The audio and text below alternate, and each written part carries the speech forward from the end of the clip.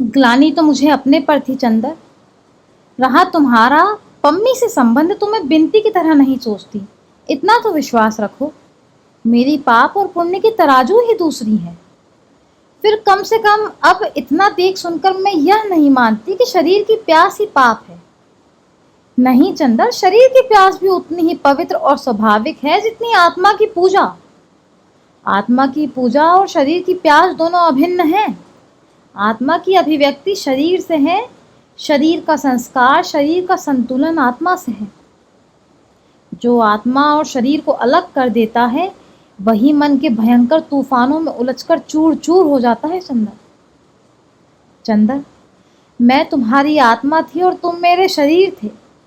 पता नहीं कैसे हम लोग अलग हो गए। तुम्हारे बिना मैं केवल सूक्ष्म आत्मा रह गई। शरीर की प्यास, शरीर की रंगीनियां मेरे लिए अपरिचित हो गईं। पति को शरीर देकर भी मैं संतोष न दे पाई और मेरे बिना तुम केवल शरीर रह गए और शरीर में डूब गए। पाप का जितना हिस्सा तुम्हारा उतना ही मेरा। पाप की वैतरणी के इस किनारे जब तुम तड़पोगे तभी तक मैं भी तड़पूंगी। दोनों में से किसी को भी चैन, कभी चैन नहीं मिलेगा। लेकिन फिर चलो हटाओ इन सब बातों को चंदा, तुमने व्यर्थ ही ये बात उठाई। मैं अब बात करना भूलती जा रही हूँ। मैं तो आई थी तुम्हें देखकर कुछ मन का ताप मिटाने। उठो चलो खाना खाएं, सुधा बोली। नहीं, मैं चाहता हूँ बातें सुलझ जाएं सुधा। चंदन ने सुधा के हाथ पर अपना सिर रखकर कहा। मेरी तकलीफ बेहद बढ़ती जा रही, मैं पागल न हो जाऊं सुधा। छी, ऐसी बात नहीं सोचते, उठो। चंदर को उठाकर सुधा बोली। दोनों ने खाना खाया। महाराजन बड़े दुलार से परसती रहीं और सुधा से बातें करती रहीं। खाना खाकर चंदर लेट गया और सोचने लगा, अब क्या सचमुच उसके और सुधा के बीच में कोई इतना भयंकर अंतर आ गया है कि दोनों पहले जैसे नहीं हो सकते। लगभग 4 बजे वह जागा तो उसने देखा उसके पांवों के पास सिर रखकर सीधा सो रही है। पंखे की हवा उस तक नहीं पहुंचती, वह पसीने से तरबतर हो रही है। चंदर उठा, उसे नींद में ऐसा लगा जैसे कि इधर कुछ हुआ ही नहीं है। सुधा वही सुधा है, चंदर वही चंदर है। उसने सुधा के पल्ले से सुधा के माथे और गले का पसीना पोंछ दिया और हाथ बढ़ाकर पंखा उसकी ओर घुमा दिया। सुधा ने आंखें खोली, एक अजीब सी निगाह से चंदर की ओर देखा और चंदर के पांव को खींचकर अपने वक्ष से लगाकर फिर आंखें बंद करके लेट गई। चंदर ने अपना एक हाथ सुधा के माथे पर रख लिया और वह चुपचाप बैठा सोचने लगा। आज से लगभग साल भर पहले की बात, जब उसने पहले पहल सुधा को कैलाश का चित्र दिखाया था और सुधा रो धोकर उसके पांवों में इसी तरह मुंह छिपाकर सो गई थी। और आज सुधा साल भर में कहां से कहां जा पहुंची है। चंदर कहां से कहां जा पहुंचा है। काश कि कोई उनकी जिंदगी की स्लेट में इस वर्ष भर में खिंची हुई मानसिक रेखाओं को मिटा सके तो कितना सुखी हो जाएं दोनों। चंदर ने सुधा को हिलाया और बोला, सुधा सो रही हो? नहीं। उठो। नहीं चंदर, पड़ी रहने दो।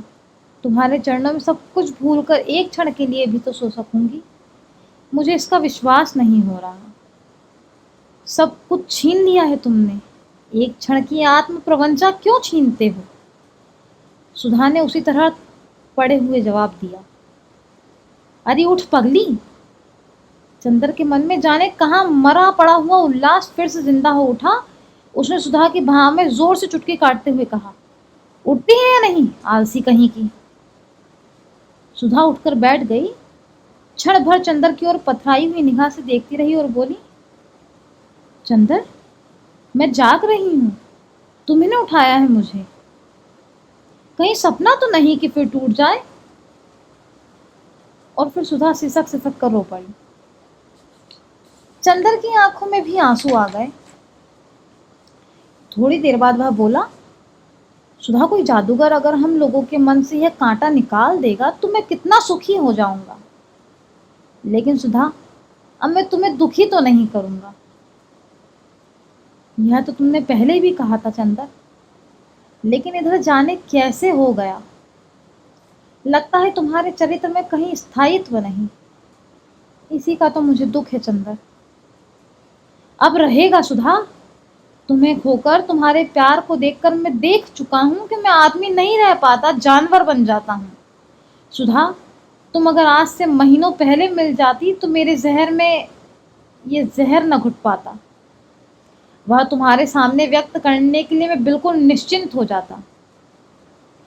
अच्छा सुधा, यहाँ आओ, चुपचाप लेट जाओ, मैं तुमसे सब कुछ कह डालूं, फिर सब भूल जाऊं। बोलो, सुनोगी तुम? सुधा चुपचाप लेट गई और बोली, चंदर, या तो मत बताओ या फिर सब कुछ स्पष्ट बता दो। हाँ, बिल्कुल स्पष्ट सुधी। तुमसे कुछ छिपा सकता हूँ भला? चंदर ने हल्की सी चपत मार कर कहा। आज मन जैसे पागल हो रहा है तुम्हारे चरणों पर बिखर जाने के लिए। जादूगरनी कहीं की। देखो सुधा, पिछले दफे तुमने मुझे बहुत कुछ बताया था कैलाश के बारे में। हाँ, बस उसके बाद एक अजीब सी अरुचि मेरे मन में तुम्हारे लिए होने लगी थी। मैं तुमसे कुछ नहीं छिपाऊंगा सुधा। तुम्हारे जाने के बाद बर्टी आया। उसने मुझसे कहा कि औरत केवल नई संवेदना, नया स्वाद चाहती है और कुछ नहीं। अविवाहित लड़कियां विवाह और विवाहित लड़कियां नए प्रेमी, बस यही उनका चरम लक्ष्य है। लड़कियां शरीर की प्यास के अलावा और कुछ नहीं चाहती। जैसे अराजकता के दिनों में किसी देश में कोई चालक नेता शक्ति छीन लेता है, वैसे ही मानसिक शून्यता के क्षणों में बर्टी जैसा मेरा दार्शनिक गुरु हो गया। उसके बाद आई पम्मी। उससे मैंने कहा कि क्या आवश्यक है कि पुरुष और नारी के संबंधों में सेक्स हो ही? उसने कहा हाँ, और यदि नहीं तो प्लेटोनिक आदर्शवादी प्यार की प्रतिक्रिया सेक्स की ही प्यास होती है। अब मैं तुम्हें अपने मन का चोर बतला दूं सुधा। मैंने सोचा कि तुम भी अपने वैवाहिक जीवन में रम गई हो। शरीर की प्यास ने तुम्हें अपने में डुबो दिया है, और जो अरुचि तुम मेरे सामने व्यक्त करती हो वह केवल दिखावा है। इसीलिए मन ही मन मुझे तुमसे चिढ़ सी हो गई। पता नहीं क्यों यह संस्कार मुझ में दृढ़ सा हो गया, और इसी के पीछे मैं तुम्ही को नहीं, पम्मी को छोड़कर सभी लड़कियों से नफरत करने लगा। बिनती को भी बहुत दुख दिया। ब्याह में जाने के पहले वो बहुत दुखी होकर गई। ये रही पम्मी की बात, तो मैं उस पर इसीलिए खुश था कि उसने बड़ी यथार्थ सी बात कही थी। लेकिन उसने मुझसे कहा था कि आदर्शवादी प्यार की प्रतिक्रिया शारीरिक प्यास में होती है। तुमको इसका अपराधी मानकर तुमसे तो नाराज हो गया, लेकिन अंदर ही अंदर वह संस्कार मेरा व्यक्तित्व बदलने लगा। सुधा, पता नहीं तुम्हारे जीवन में प्रतिक्रिया के रूप में शारीरिक प्यास जागी या नहीं, पर मेरे मन के गुनाह तो तूफान की तरह लहरा उठे। लेकिन तुमसे एक भी बात नहीं छिपाऊंगा, वह यह कि मेरे भी ऐसे क्षण आए जब पम्मी के समर्पण ने मेरे मन की सारी कटुता धो दी है। बोलो, तुम कुछ तो बोलो सुधा। तुम कहते चलो चंदर, मैं सब सुन रही हूँ। हाँ, लेकिन उस दिन गेसु आई। उसने मुझे फिर पुराने दिनों की याद दिला दी, और फिर जैसे पम्मी के लिए आकर्षण उखड़ सा गया। अच्छा सुधा, एक बात बताओ, तुम यह मानती हो कि कभी कभी एक व्यक्ति के माध्यम से दूसरे व्यक्ति की भावनाओं की अनुभूति होने लगती है? क्या मतलब? मेरा मतलब, जैसे मुझे गेसु की बातें उस दिन ऐसी लगी जैसे तुम बोल रही हो। और दूसरी बात मैं तुम्हें बताऊं, तुम्हारे पीछे बिनती रही मेरे पास। सारे अंधेरे वही एक रोशनी थी, बड़ी क्षीण टिमटिमाती हुई, सारहीन सी। बल्कि मुझे तो लगता था कि वह रोशन इसीलिए है कि उसमें रोशनी तुम्हारी थी। मैंने कुछ दिन बिनती को बहुत प्यार किया। मुझे ऐसा लगता था कि तुम अभी तक मेरे सामने हो, अब तुम उसके माध्यम से आती हो। लगता था जैसे वह एक व्यक्तित्व नहीं है, तुम्हारे व्यक्तित्व का ही अंश है। उस लड़की में जिस अंश का तुम थी, वह अंश बार बार मेरे मन में रस उभार देता था। क्यों सुधा, मन की यह भी कैसी अजब सी गति है। सुधा थोड़ी देर चुप रही, फिर बोली, भागवत में एक जगह एक टीका में हमने पढ़ा था चंदर कि जिसको भगवान बहुत प्यार करते हैं उसमें उनकी अंश अभिव्यक्ति होती है। बहुत बड़ा वैज्ञानिक सत्य है यह। मैं विनती को बहुत प्यार करती हूँ चंदर। समझ गया मैं, चंदर बोला। अब मैं समझा मेरे मन में इतने गुनाह कहाँ से आए। तुमने मुझे बहुत प्यार किया और वही तुम्हारे व्यक्तित्व के गुनाह मेरे व्यक्तित्व में उतर आए। सुधा खिलखिलाकर हंस पड़ी। चंदर के कंधे पर हाथ रखकर बोली, इसी तरह हंसते बोलते रहा करो। मनमौजी हो, जब चाहे खुश हो गए, जब चाहे नाराज हो गए। उसके बाद वह उठी और बाहर से एक तश्तरी में कुछ फल काट कर लाई। चंदर ने देखा, आम। अरे आम, अभी कहाँ से आम ले आई? कौन लाया? लखनऊ उतरी थी, वहां से तुम्हारे लिए लेती आई।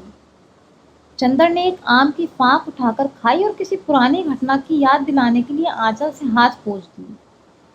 सुधा हंस पड़ी और बड़ी दुलार भरी ताड़ना के स्वर में बोली, बोलो, अब तो दिमाग नहीं बिगाड़ोगे अपना? कभी नहीं सुधी, लेकिन पम्मी का क्या होगा? पम्मी से मैं अपना संबंध तोड़ नहीं सकता, व्यवहार चाहे कितना भी सीमित कर दूं। मैं कब कहती हूँ तुम्हें कि किसी को बांधना नहीं चाहती? ना मैं तुम्हें बांधना चाहती हूँ, ना ही किसी और को। जानती हूँ कि अगर चाहूं भी तो कभी अपने मन के बहुपाश ढीले कर तुम्हें चीर मुक्ति तो मैं न दे पाऊंगी, तो भला बंधन ही क्यों बांधूं? वैसे पम्मी शाम को आएगी क्या? शायद। दरवाजा खटखटाकर और गेसु ने प्रवेश किया। आकर दौड़कर सुधा से लिपट गई गेसु। चंदर उठकर चला आया। चले कहाँ भाईजान, बैठिए ना। नहा लूं तब आता हूँ। चंदर चल दिया। वह इतना खुश था, इतना खुश कि बाथरूम में खूब गाता रहा और नहा चुकने के बाद उसे ख्याल आया कि उसने बनियान उतारी ही नहीं थी। नहाकर कपड़े बदलकर वह आया, तब भी गुनगुना रहा था। कमरे में आया तब देखा गेसु अकेली बैठी है। सुधा कहाँ गई? चंदर ने नाचते हुए स्वर में कहा, गई है शरबत बनाने। गेसु ने चुन्नी से सिर ढकते हुए और पांवों को सलवार से ढकते हुए कहा। चंदर इधर उधर बॉक्स में रुमाल ढूंढने लगा। आज बड़े खुश हैं चंदर भाई, क्या है खुशी का राज? कोई खोई हुई चीज मिल गई है क्या? अरे मैं बहन हूं, कुछ इनाम ही दे दीजिए। गेसु ने चुटकी ली। इनाम की बात क्या, कहो तो वह चीज ही तुम्हें दे दूं। हाँ, कैलाश बाबू के दिल से पूछिए, गेसु बोली। उनके दिल से तुम ही बात कर सकती हो। गेसु ने झेंपकर मुंह फेर लिया। सुधा हाथ में 2 गिलास ले आई। लो गेसु, पियो। एक गिलास में गेसु को देकर बोली, लो चंदर, तुम पियो। गेसु बोली, तुम पियो ना सुधा। नहीं, मैं नहीं पीऊंगी, बर्फ मुझे नुकसान करेगी, सुधा ने चुपचाप कहा। चंदर को याद आ गया, पहले सुधा चिढ़ कर अपने आप चाय शरबत पी जाती थी, और आज? क्या ढूंढ रहे हो चंदर? सुधा बोली। रुमाल कोई मिल ही नहीं रहा। साल भर में रुमाल खो दिए होंगे तुमने, मैं तुम्हारी आदत तो जानती हूँ। आज कपड़ा ला दो, कल सुबह रुमाल सी दूंगी तुम्हारे लिए। और उठकर उसने कैलाश के बक्से से एक रुमाल निकाल कर दे दिया। उसके बाद चंदर बाजार गया और कैलाश के लिए तथा सुधा के लिए कुछ कपड़े खरीद लाया।